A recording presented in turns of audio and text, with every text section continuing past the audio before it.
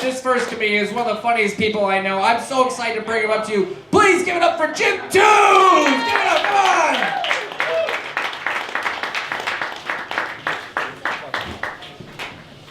Cena John, everybody. Hey!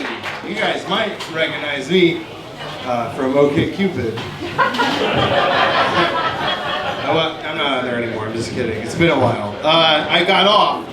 I wasn't doing well, and I think it's because they wouldn't let me list my body type as old-timey strongman. It was fucking my game up. It was that and the fact that I did not bother to fill out the whole profile. I just put up a video of me shirtless using a neti pot. And then at the end of the video it said, if you saw this every morning, would you still have sex with it? And if the answer is yes, we have a 100% match. We're getting married.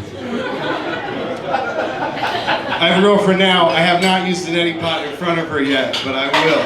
I'm getting there. I load it up, and I tell her I'm using it, and I offer to let her watch. Like, hey, you want to see me stick this watering can in my nose? You're gonna get so turned on. Oh boy. Welcome to New York, everybody. The tiny little sleepy hamlet of New York City. This place feels good now because it's like the weather's nice, right? Like we just had such a fucked winter. That was a bad winter. That was like a Game of Thrones winter. I was losing my goddamn mind this winter. Not even kidding. Everything was going great for me. I had a job, a girlfriend, a nice apartment, but I hated my life because of the winter. But now I feel better. I feel like when the weather's nice, like we went like the first nice day, like New York turns into like Mayberry for like maybe 12 hours. It was like, how to do? And they whistle when they walk down the street. And then it gets a little bit warmer and everybody's just robbing each other. They're like, oh good, right, I can do stuff outside now. That means robbing people. It's a very short Mayberry window here. Very short one. It's a magical city.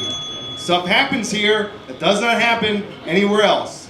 For example, I was late to work last week because somebody shit on the train. And I finished. Door. Somebody shit on the train door. That's why I was late. Another adult human being took a shit on a vertical surface and it severely inconvenienced a large group of other adult human beings.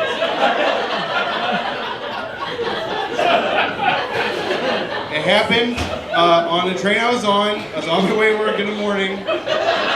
The train stopped at its stop like a little bit longer than it should have, and I'm just like, oh god, dude. And then all these people started coming back to my car from the car in front of me. And I looked at their faces and I could tell like something, like they had just seen a miracle. Because this was a vertical surface we're talking about. And I asked the guy that was coming through the door, I was like, hey, what happened back there? And he just goes, somebody shit on the train door. And then he kept walking. And he said it like he was telling me what day of the week it was. He didn't care. Nobody cared. Somebody shut on a train door, it's Tuesday, you know how that happens on Tuesdays. Oh, what do you think happened? Somebody shit on a vertical surface. Why do you even ask? Why else would the train be stopped? Somebody pooped. It's New York, man. And nobody really seemed that affected by it. Like they were grossed, you could tell they were a little bit grossed out just for a second. And then the conductor came on to like tell people to not go in that car. And he did not know how to deliver that news. He did not know what to say. He walked into our, because it happened in the very front car, and I was in the second car, okay? He came into the second car and he was just like, ladies and gentlemen,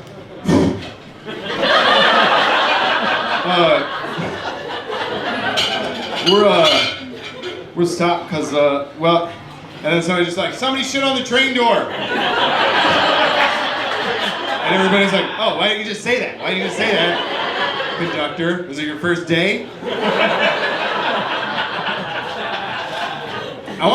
I don't know who did it. I don't know who did it. I did not see the person who did it. I kind of want to know. I'm assuming it was a guy, not to say that a woman is incapable of such a fantastic feat. I'm just saying, guys are usually grosser. I feel like he probably, like, let's just play this out. Like, imagine he's like a normal businessman, right? He's in a suit. Perfectly, he's got all his faculties, he's incredibly intelligent, on his way to a respectable job, and he's just like, if I can shit before the doors close, I will save myself so much time. And then he backed up to the door and pulled his pants down a little bit, and the door's open, and he was like, and then they closed. And then it was too late to call back the troops. I'm just guessing, but really it was probably just a crazy person who just literally just pressed his ass against the door and shit on it. But I wasn't willing to look. But that's how it works. And then I was late. I was late to my job. And I texted my boss. I was like, hey, running a little bit late. Somebody shit on the train door. And my boss texted me back, okay, no problem, I'll see you soon. Didn't give a fuck. It was like, oh, okay. Yeah, of course. It's Tuesday. That's what ends up happening Tuesdays. Were you new here? What a magical experience. What a great place to live. Cena and I have the same problem. Everybody thinks we're Jewish. People ask me if I'm Jewish, and it's only happened here and in the last year.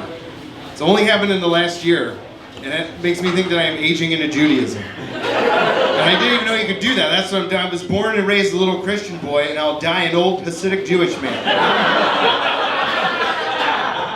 I have no idea what's happening. I'm aging kind of weird because I don't take care of myself. I have a bad diet. I have a guy at Dunkin' Donuts. He's the only man in New York who would know if I was alive or dead on any given day.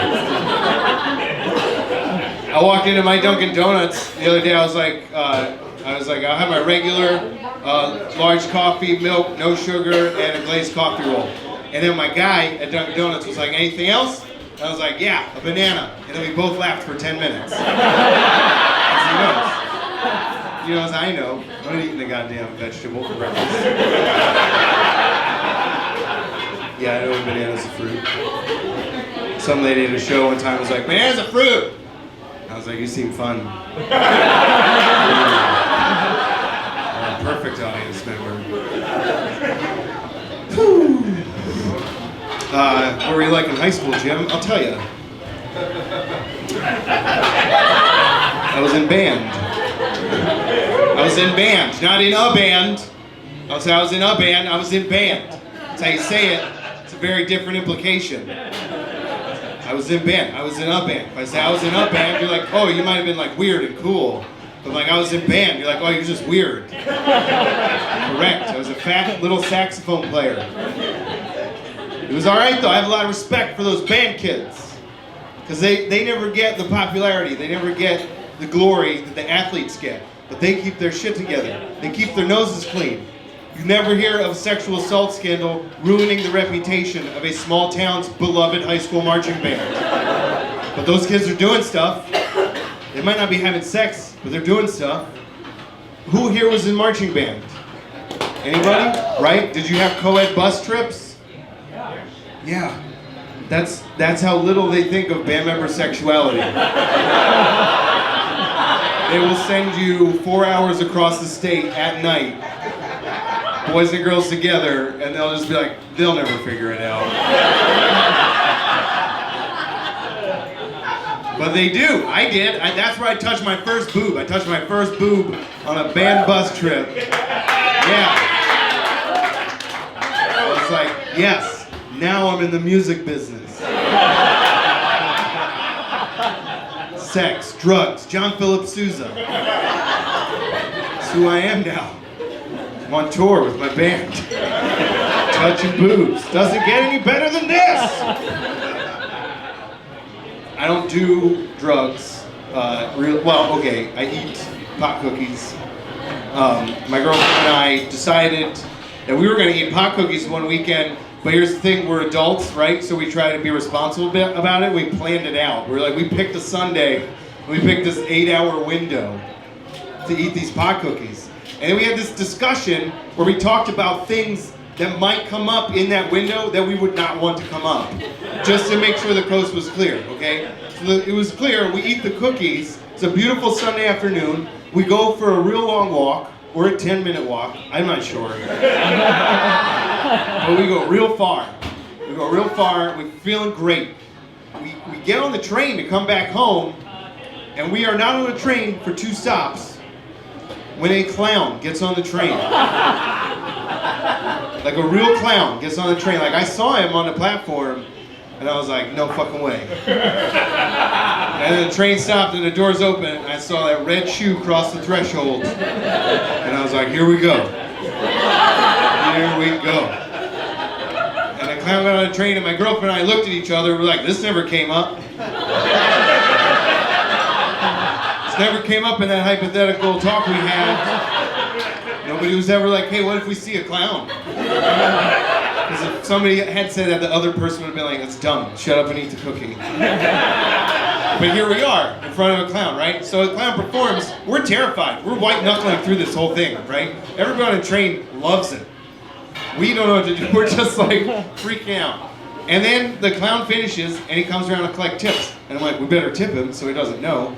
And he gets to me with his little basket, and I go to give him $1, and he bends down, and he looks me in the eye, and he's like, are you Jim Tews? He said my name. I never met the guy before, he's a clown, I'm stoned. He said my name out loud to my face. And I didn't say anything, I was like,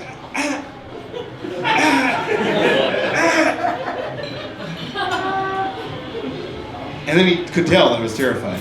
Because clowns know what it looks like when a grown man is afraid of them. They can tell they've seen it before. So he kind of relaxed his body language to chill me out. And then I relaxed a little bit, but not enough. I was still too high. And he's like, I'm sorry, I've seen you perform before and I think you're funny.